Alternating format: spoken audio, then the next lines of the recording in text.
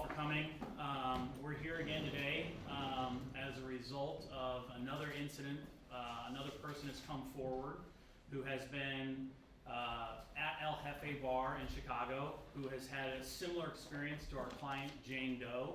And Liz was confident enough and strong enough to come forward and reach out to our offices to tell us about her incident.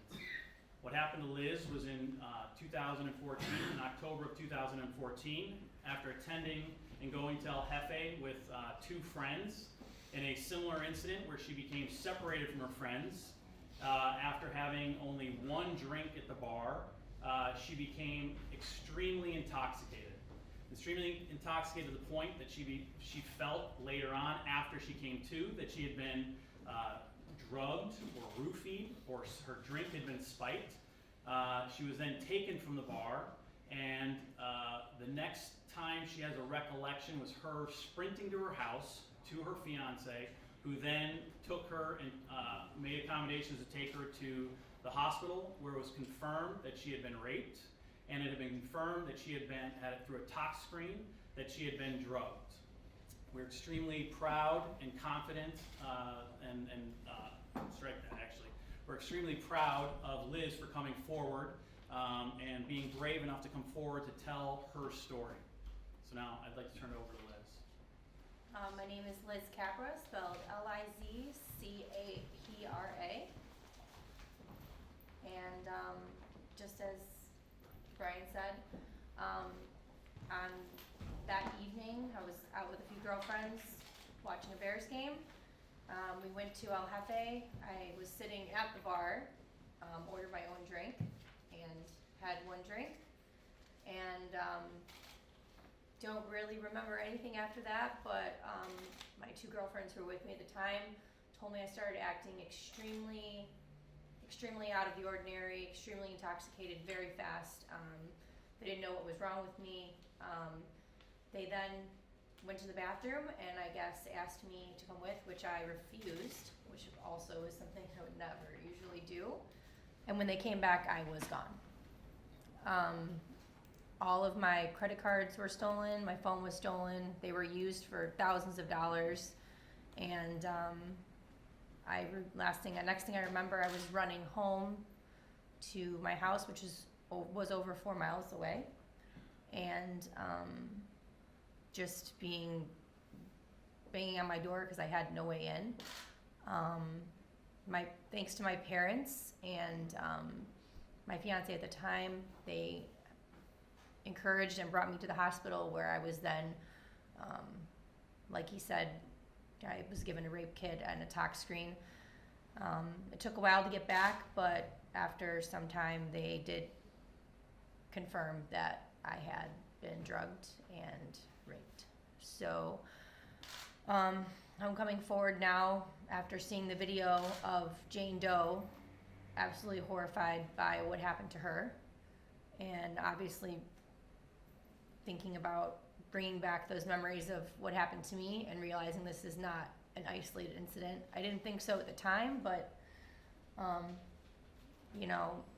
obviously this has been going on for way too long, and I have evidence. I went through all of that so many years ago, and I want it to be used to bring these people to justice so that it doesn't happen to anyone else. When did this incident occur with you? October 12th, 2014. And so this has been a while.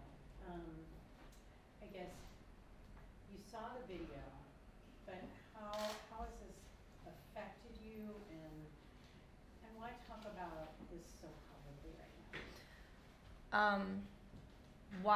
When I saw the video on Wednesday. I was actually alerted by a friend who said, "Hey, look at this video. I remember this happened to you at the same place." I was horrified at the video. It brought me back to that place and that time, which I've since been through quite a lot. It was obviously very traumatizing. I used to really enjoy going out with my friends in Chicago, and really ever since then I don't do that anymore. And what I've been through, it's caused me a lot of anxiety. Most of it, you know, you really try to suppress it and not talk about it or think about it, but I think the fact that it has been so long makes it easier for me to talk about it now. And the fact that I'm coming forward now is because I know it wasn't an isolated incident, and I know that it's happened to other women, and I can't, I'll like sit back and live with myself knowing that I'm not doing anything to stop it. Why do you decide to do it on camera? I mean, many other victims of these type of situations would rather stay private. I feel like if I come forward publicly, it will encourage others to do so, whether they do it anonymously or not. I think there is strength in numbers, and you know, luckily I have the really great support of my husband and my family and friends. So that, along with the fact that I went through all the hospital, you know, rape kit, all of that, the tox screens, which is a very long, horrible day, couple days.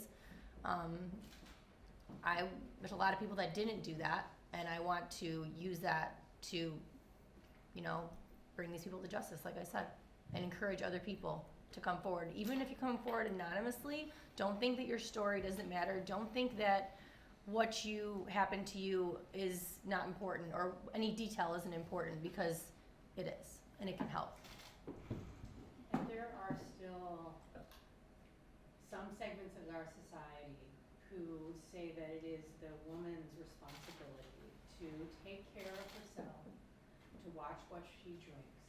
How do you respond to those types of criticisms?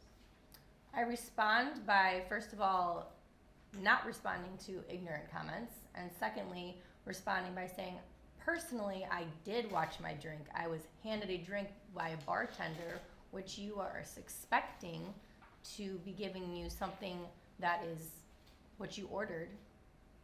I didn't order a roofie. So, and even if someone is given something by someone else, or they don't watch their drink, it is your responsibility to be an adult and take care of yourself, but it's also the responsibility of the bar where you're at to keep you safe by employing people that are not criminals, that are going to make sure you're safe, security to make sure people are leaving properly. The way that that girl was treated on video is disgusting. And the thought of that happening to me, which very well may be the same way that I was brought out of there, I'm just glad I don't have a video to watch to remember it forever. Do you feel like you're the voice of this Jane Doe? Yes. She's a lot younger. Sorry. Let Can her you finish just the- talk about a Can little she bit just about finish that? that, Oh. she was just finishing that. Yes. Sorry, she's a little bit younger than me, and you know, I can't imagine at that age going through what she's going through. And if it just had happened to me, I don't believe I'd be able to. So I do want to be the voice for her and for all the other people this has happened to, because I know that it's happened to many other people.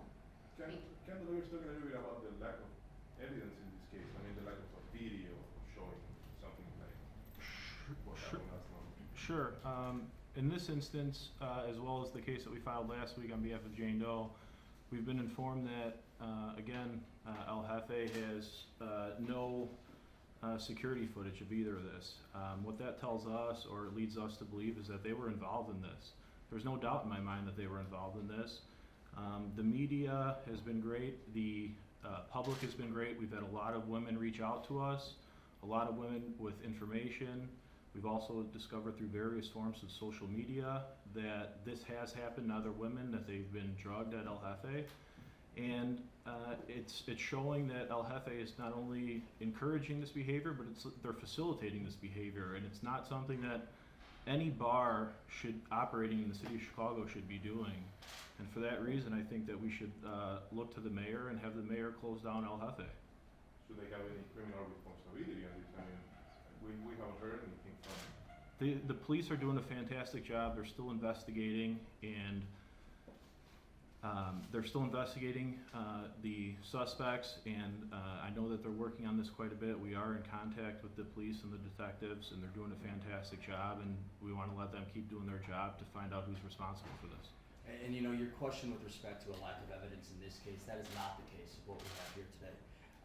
There is evidence here. We have direct evidence that she was in fact raped. There was a positive rape kit here. Her tox screen came back that she was in fact drugged. There's also information that we have received with respect to the incident in question and the videotape that would have been recorded at El Hefe. There was a text message exchange between employees of the establishment indicating that a review was had of the video footage in this case. Without that video footage now, there's certain elements that we're not able to look into deeper, but the fact that there was a video and the fact that that video no longer exists says a lot. And you've been able to, have you talked with her friends, who were with her that night, or you mentioned, other evidence? So we're in the process of investigating it, but the evidence that we have is we have a victim, we have police reports recounting her narratives, we have her going to the police department, we have her account of not having any memory of where she was, how she got there, and what happened to her. And then we have her going to a hospital where they perform a criminal sexual assault kit, which is an extremely invasive procedure, extremely invasive to the individual who has just gone through this terribly traumatic event, and it confirms that she had been raped. And then on top of it, it confirms her worst nightmare, that she was in fact drugged unbeknownst to her. So when you talk about personal responsibility, she's not a willing participant in this. This isn't someone who went and had too much drink. Not that that's even an excuse. That's not an excuse in this case. That's not an excuse in any case. That's victim blame. We're not here to victim blame. We're here to support victims. We're here to support victims who have been raped, who have been assaulted, who have been drugged, at this bar, El Hefe. This is a problem, and we want to get to the bottom of it. And that's where, if you follow social media, we've seen on social media numerous accounts of people recalling their same exact circumstances that happened to Jane Doe, that happened to Liz. And we're here to stop it, and we're here to support them. Elizabeth, I have 2 questions. Sure. You said you lost some awareness. Do you have any recollection of bringing your feelings to security or staff at El Hefe that night? Absolutely not. After one drink, I don't remember leaving anything about El Hefe. And your friends, what have they said about when they left and where you were? They were worried about me. They wondered where I went. They knew it wasn't my character to disappear. So they remained at the club and they couldn't find you before They left? tried calling me. They tried finding me in the front. It was probably carried out the back like the other girl. I don't know, but they couldn't locate me, and I was robbed of my phone, so they weren't able to get a hold of me. I've spoken to them since Wednesday. Obviously, they reached out to me. I reached out to them as well and showed them the video, in which they were like, "Holy cow, that's what happened to you." Same thing. And they're obviously, everyone who was a witness to that day is willing to come forward and at least, speak to the authorities. No one has any different story than I do. Everyone is in the same boat as me, where they don't know what happened, because I was removed from my friends. They saw a chance when I was alone, and I was removed by someone somewhere. Where? I don't know. I was drugged.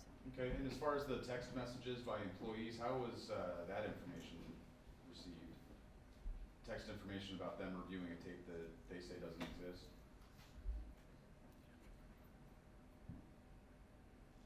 I don't feel comfortable sharing that information right now. And you've been very upfront with what's happened to you, but obviously some time has passed. Yeah. You mentioned the difficult days when you went to the hospital waiting for test results, things like that, and having some anxiety. What kind of toll has this taken on you? Well, I can't.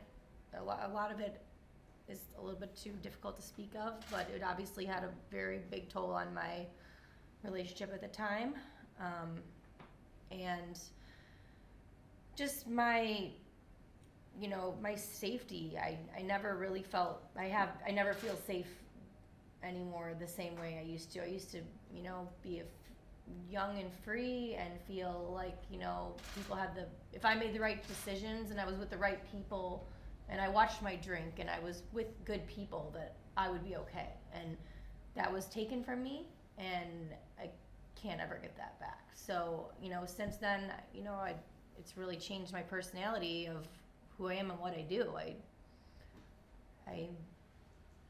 You can't, just the thought and knowing now even more so, I think, that this has been going on for this long, it's scary. You never feel safe. You always are kind of looking over your shoulder. I knew these people knew where I lived. They had my ID because they stole my wallet. There was years where I was looking over my shoulder every time I pulled into my alley wondering, are they here? Because they know where I live. They have my phone. They have my just violated, so violated. But you know, time does heal, but it doesn't heal all. And this bringing it back up does bring up old memories, but at the same time, it just makes me angry. It just enrages me that there's got to be so many people involved in this that know what's going on, and they're just not doing anything about it. It's disgusting. You say you wanted to put a voice for other people, Jane Doe and maybe others that this has happened to. Do you have a message to anyone out there who has not reported these instances? Yes, like I said, don't think that your story doesn't matter. Don't be embarrassed. You can be anonymous. It doesn't matter. Don't think your details don't matter. Don't think that, you know, don't be afraid. I was very apprehensive about coming forward, but my husband I asked him what I thought I should do, and he said the reason why this keeps happening is because people are afraid. Don't be afraid. So if I could give them any message, it'd be don't be afraid. You don't have to come forward and say who you are, but call the news. Call one of them. Post it on social media. Tell somebody so that we can figure out who these people are, because there's a lot of people involved, and this has happened to a lot of people, and I want you to know that your information will help this stop. Do you think El Hefe should be shut down? It should have been shut down 5 years ago when this happened. What happened with the police investigation at that point? How do you feel about how that was handled? You know, the police were very respectful with me, and I think they did what they could, but with El Hefe withholding evidence and losing tapes or whatever has been going on, it's hard for them to do their job.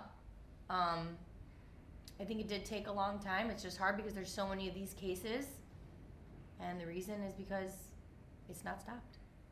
Was El Hefe actually in the police report? Or police report? Yes. It was actually named? Yes. Yes. Okay.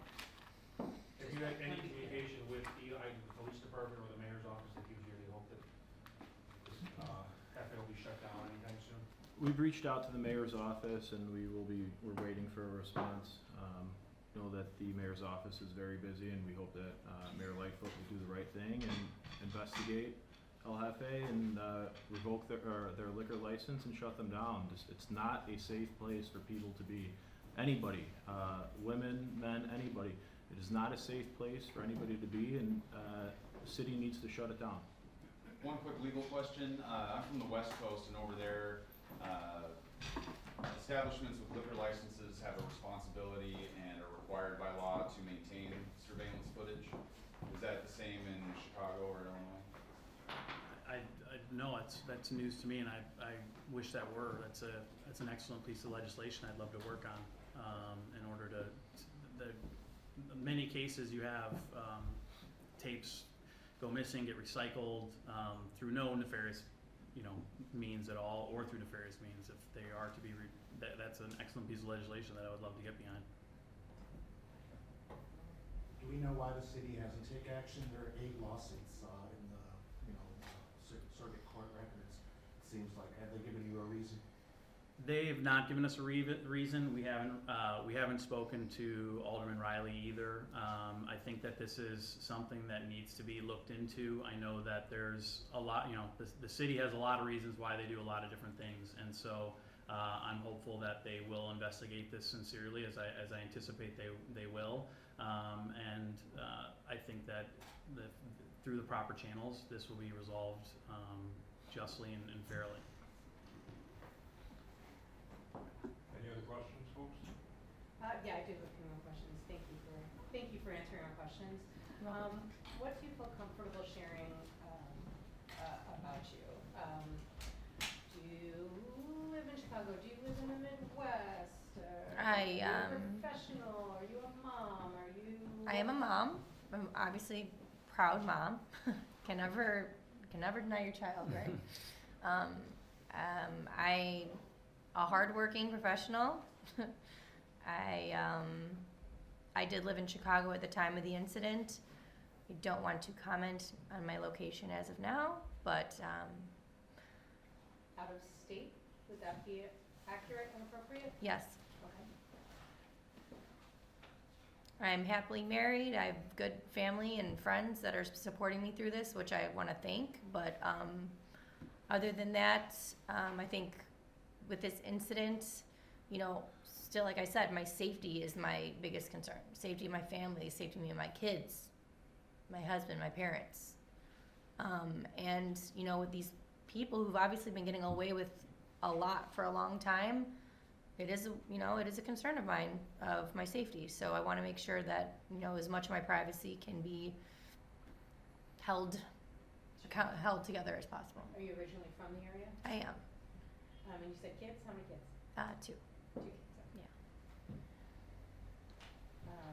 Are they younger or older? Yes, younger. Okay, so this isn't a topic to address. I was just wondering No. if they were older. I have boys and they're young, Mhm. and they don't understand, nor should they. And I think all these kind of things nowadays are understood younger and younger, because unfortunately these things are, well, fortunately they're coming to light, but unfortunately it seems like it's just happening so much. It's crazy. Have you even thought about that? Your boys are young, but I mean, having to have those discussions about as your boys become young men and Yes. being respectful and responsible and Yeah. And I think that one thing my mom always taught me was she was really honest with me. And I think that's the way that I want to be as well, is just like I am being right now. I had nothing to hide. My safety is a concern, but what happened to me, I have nothing to hide. I'm not ashamed. I'm angry. And I want, you know, to use it, anything bad that happened to me as a positive to teach them what not to do or what to do. But I definitely want to be a good example for them to show, like, to taking a stand against, even if somebody has more money than you or is bigger or scarier, it doesn't matter, that, you know, to do the right thing is what matters. And so, and you mentioned that somebody showed you the video, somebody shared it, was it Yes. like via email, text, social media? My girlfriend called me. She called you? Yes. And told you to check the website, or, She said it, she saw it in the news, yes. and was it one of the girlfriends was with you that night? No, it was another very close friend. Somebody who lives here? Yes. And forgive me if you already, what went through your head when you saw that? Was that how I would get carried out? It's all that I can think about. They lost the tapes or whatever, you know, I don't know.